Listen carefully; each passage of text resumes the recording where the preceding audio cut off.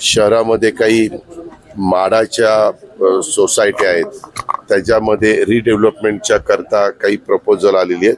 पण त्याच्यात कॉर्पोरेशन, माडा म्हणजे PMC, माडा आणि तिथले स्थानिक लोकप्रतिनिधी या सगळ्यांनाच इन्व्हॉल्व केल्याशिवाय ते प्रोजेक्ट पुढे जात नाही. काही काही ठिकाणी म्हाडाच्या सोसायट्यामधली घरं इतकी दयनीय झालेली आहेत की कधी काही तिथं घडेल सांगता येत नाही. त्याच्याही बद्दल त्याच्यात आम्हाला म्हाडाची मदत लागणार आहे, त्याच्यात आम्हाला PMCची मदत लागणार आहे, तिथल्या लोकप्रतिनिधींची मदत लागणार आहे. तर हे सगळे प्रोजेक्ट पुढे जायला मदत होणार आहे. दुसरं, आपल्याला सगळ्यांना माहिती आहे की UCIची मीटिंग ह्याच्यामध्ये रवांडा म्हणून आहे तिथं झाली आणि तिथं पुणे सायकल स्पर्धा यास मान्यता मिळालेली आहे. त्या UCIच्या मीटिंगमध्ये ह्या स्पर्धेला मान्यता मिळणं गरजेचं होतं. आता आंतरराष्ट्रीय सायकल स्पर्धा असेल म्हणजे पुण्याची, आणि सोबत ऑलिम्पिक क्वालिफायर स्पर्धा देखील त्याच्यामध्ये असेल. स्टेज 2 अशी देशाची प्रथम स्पर्धा ही असणार आहे. आणि त्यामुळं निश्चितपणे पुण्याचा लौकिक हा जगभरामध्ये पोचणार आहे आणि त्याच्यातनं पुण्याच्या परिसरामध्ये पर्यटन वाढायला पण मदत होईल. पुण्याचा ग्रामीण भाग पण ह्या निमित्तानं सगळ्यांना पाहता येईल. तो रूट पण आपण फायनल केलेला आहे, मागे तुम्हाला त्याबद्दलचं सांगितलेलं होतं. परंतु हे मात्र गरजेचं होतं, UCIची मीटिंग ही रवांडामध्ये झाली, तिथं आपल्याला मान्यता पुण्याच्या सायकल स्पर्धेला मिळणं अत्यंत गरजेचं होतं. ती आता मिळालेली असल्यामुळं आपल्याला जे साध्य करायचं होतं ते साध्य व्हायला मदत झाली. पंचनामे मी काल रात्रीपर्यंत तिकडं फिरत होतो. काल पण पाऊस पडत होता. परवा दिवशी संध्याकाळपर्यंत असुरक्षित ठिकाणी लोक अडकलेले होते, त्यांना सुरक्षित ठिकाणी आणण्याच्या करता आपण मेहनत घेत होतो. त्याला आम्हाला मिलिटरी मदत करत होती, एअरलिफ्टिंगच्या करता हेलिकॉप्टर मदत करत होत्या, NDRFची टीम आपल्याला मदत करत होती. सगळं प्रशासन तिथलं, राज्य सरकारचं, त्या जिल्ह्याचं, हे सगळेजण तिथं कामाला लागलेले आहेत. आणि आता कालपासून आम्ही ज्यांच्या घरात पाणी वगैरे गेलेलं आहे त्यांना तातडीनं 5,000 रुपये, घरात पाणी गेलेलं आहे अशांना, आणि 5 किलो तातडीनं गहू आणि तांदूळ, असं 10 किलो धान्य. परंतु काल माझ्या लक्षात आलं की तिथं त्यांची घरच्या घरं पाण्यामध्ये गेलेली असल्यामुळे सगळं त्यांचं धान्य बिन्न भिजलेलं आहे, धान्य खराब पण झालेलं आहे. आणि त्याच्यामुळं त्यांना लगेचच कुठं चांगला निवारा मिळत नाही. काही बाबतीमध्ये आपण शाळामध्ये किंवा तिथं कार्यालय वगैरे असेल तिथं शिफ्ट केलेलं आहे, पण त्यांना हे 10 किलो पुरणार नाही. आम्ही त्याच्याबद्दल ते वाढवण्याच्या करता मुख्यमंत्र्यांच्या बरोबर चर्चा करून त्याच्यात अधिक कशी मदत करता येईल धान्याच्या बाबतीत ती आम्ही करतोय. काल देशाचे गृहमंत्री अमित शाह साहेब आपल्या राज्यामध्ये आलेले होते. आपण हे जे काही घटना घडली त्याच्याबद्दल पंतप्रधानांनाही पत्र दिलेलं आहे की आम्हाला ह्याच्यामध्ये मदत करा. डिझास्टरच्या संदर्भात अशा प्रकारची नैसर्गिक संकट आल्यानंतर एक कमिटी केंद्र सरकार नेहमीच नेमतं. यावेळेस त्या कमिटीचे प्रमुख हे अमित शाह साहेब आहेत आणि त्यांना पण काल आमच्या तिघांच्या सहीचं पत्र मुख्यमंत्र्यांनी दिलेलं आहे की हे जे काही संकट आलेलं आहे ते संकटावर त्या लोकांना संकटातनं बाहेर काढण्याच्या करता राज्य सरकार मनापासून प्रयत्न करते, परंतु तिथं केंद्र सरकारने पण याच्यामध्ये आम्हाला मदत करावी. मागे पंजाबमध्ये आणि हिमाचल प्रदेशमध्ये या गेल्या महिन्यामध्ये अशा प्रकारचं घडलं, त्यावेळेस तिथं मदत झालेली आहे. आणि महाराष्ट्रात पण ज्या वेळेस अशा प्रकारची संकट आलेली आहे किंवा देशातल्या कुठल्याही राज्यावर आलेली आहे त्यावेळेस साधारण आढावा घेऊन केंद्र सरकार मदत करत असतं. आणि म्हणून ती मागणी स्वतः गृहमंत्री मुंबईत संध्याकाळचा कार्यक्रम होता त्यावेळेस मुख्यमंत्र्यांनी केलेली. धाराशिवच्या तीन बोलले तर मी गाडीत बसून निघून जाईल. संकट असताना धाराशिवचे जिल्हाधिकारी एका सांस्कृतिक कार्यक्रमात नाचताना दिसतात दादा. एक वर्तनाला काय कुठे नाही दादा, शारदीय नवरात्रोत्सव तुळजापूरमध्ये पार पडत होता काल. सांस्कृतिक कार्यक्रम तिथे झाला आणि तिथले महसूल अधिकारी आणि ज्या कलेक्टर आहेत त्यांनी या सगळ्या जिल्हाधिकारी या सगळ्यात त्यांनी सहभाग घेत मंचावरती नृत्य झाल्याचा एक व्हिडिओ व्हायरल होतोय. काल रात्री तो सगळा शारदीय नवरात्रोत्सव तुळजापूरमध्ये पार पडला. मला त्याबद्दल काही माहिती नाही. आपण आता माहिती दिली कारण सकाळी लवकर इथं 6:30लाच मी आलेलो आहे. थांबरे बाबा आलेलो आहे, त्याच्यामुळं मी माहिती घेऊन त्याच्या संदर्भातलं माझं स्टेटमेंट करेन. हवामान विभागाने सुद्धा परत एकदा त्याच्या संदर्भात SIT नेमण्यात आलेली आहे. ज्या वेळेस अशा प्रकारचे कुणाच्या बद्दल गंभीर तक्रारी येतात त्याबद्दलची काळजी सरकारला घ्यावीच लागते. तो कॉमन मॅन असेल किंवा तो कुठल्याही क्षेत्रामध्ये काम करणारी व्यक्ती असेल किंवा लोकप्रतिनिधी, दादा 27-28 त्या प्रकारे लोकांना आपण त्याची चौकशी करतोय. 27-28-29 पुन्हा हवामान विभागाने इशारा दिलाय. हे खरं आहे, त्यांनी रेड अलर्ट म्हणून रेड अलर्ट होण्याची शक्यता आहे असं सांगितलेलं आहे. मी तरी सोलापूर, धाराशिव, बीड आणि ह्याच्यामध्ये संभाजीनगरला फिरत असताना त्यांना सांगितलं तुम्ही सगळ्यांनी अलर्ट राहावा.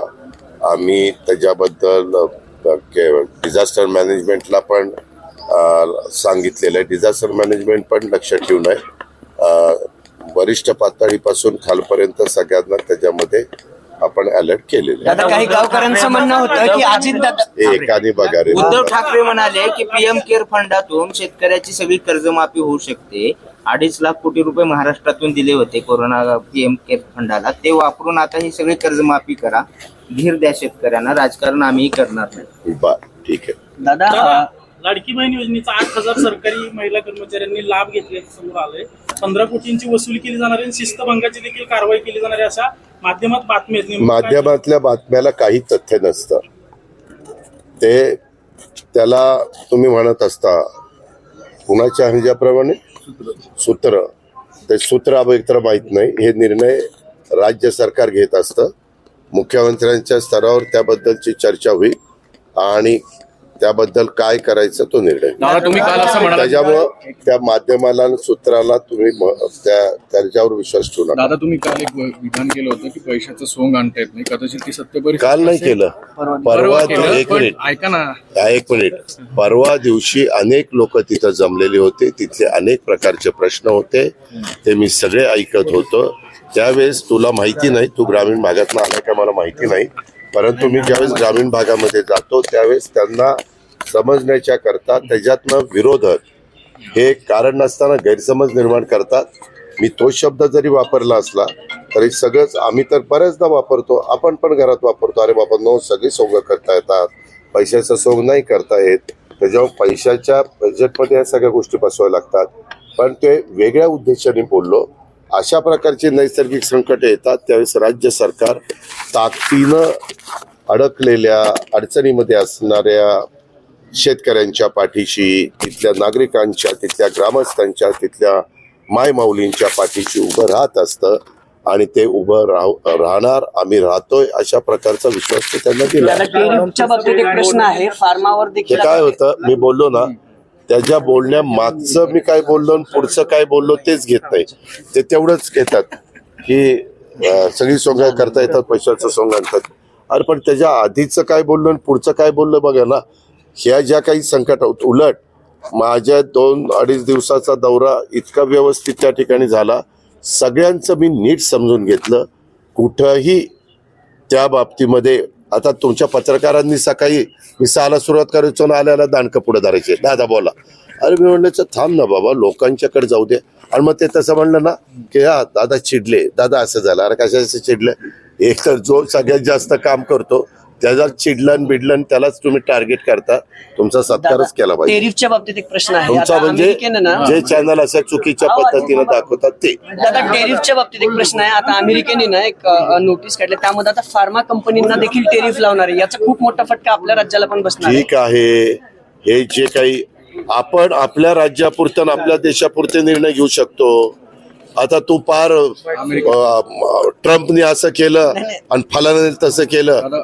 त्यांचा देश आहे, त्यांना काय निर्णय घ्यायचा, त्यांना निवडून दिलेलं आहे 4 वर्षाच्या करता, त्यांनी काय निर्णय घ्यायचा तो त्यांचा अधिकार आहे.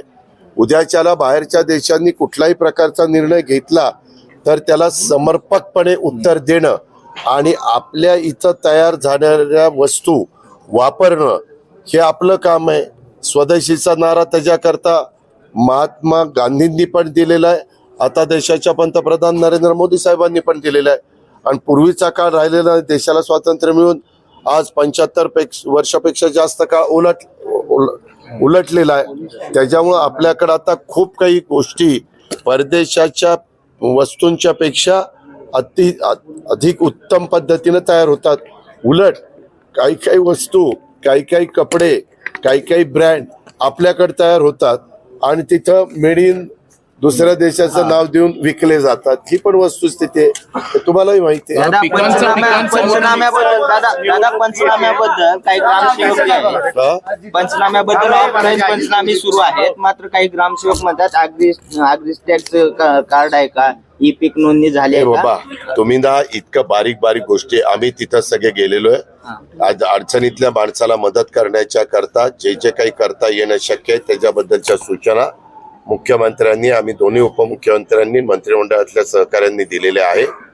अजून जे काही अडचण येते ते कानावर आल्यानंतर त्याच्यातनं पण आम्ही मार्ग काढायचा प्रयत्न करतोय. एवढ्या मोठ्या कुणीच त्याच्यामध्ये चुकीचं बोलू नये, चुकीचं वागू नये, चुकीच्या गोष्टी करू नये.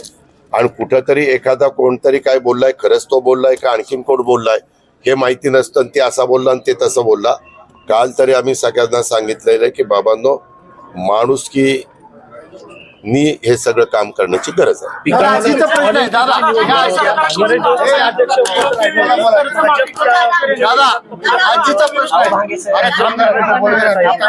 शुभेच्छा. दादा पिकांचं नुकसान जे झालं त्याच्यात सोयाबीनचं खूप मोठं नुकसान झालं होतं.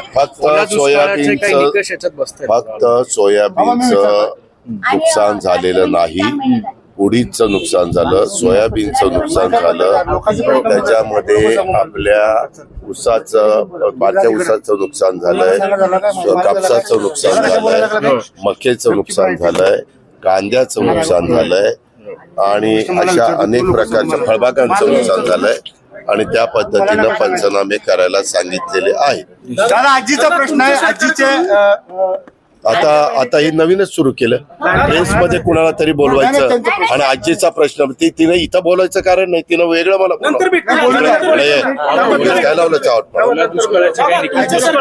सांगितलं जातं वारंवार की शेतकऱ्यांना गाडीत बसून निघून. दादा योग्य वेळी कर्जमाफी दिली जाईल असं सांगितलं जातं. आता आसमानी संकटात आहेत शेतकरी, यापेक्षा अधिक योग्य वेळ कधी येऊ शकते असं विरोधकांकडून प्रश्न निर्माण केला जातो. आम्ही त्याच्यामध्ये मार्ग काढू. दादा ओल्या दुष्काळाचे काही निकष याच्यात बसतात का? कारण सातत्याने अशी का मागणी होती काय त्यामध्ये बऱ्याच जणांना काही प्रश्न कसे विचारायचे माहिती नसतात, कुठले तरी शब्द डोक्यामध्ये घेतात आणि ते प्रश्न विचारतात.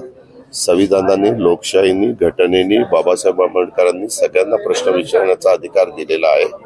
काही त्या अधिकाराचा योग्य पद्धतीने वापर करतात, काही काही जण त्याच्यातनं गैरअर्थ कसा काढता येईल आणि कुणाची तरी बदनामी कशी करता येईल अशा प्रकारचा प्रयत्न करत असतात. राज्याच्या प्रमुखांनी, आम्ही सगळ्यांनी सांगितलेलं आहे की ह्या अडचणीतल्या माणसाला पुन्हा सावरण्याकरता, उभं करण्याच्या करता जे काही नियम वगैरे असतील ते वेळ पडली तर आम्ही ते शिथिल करू, बाजूला ठेवू, पण ह्याच्यातनं सर्वतोपरी सहकार्य करू. धन्यवाद. दोन सहकारी दादा परत येतात.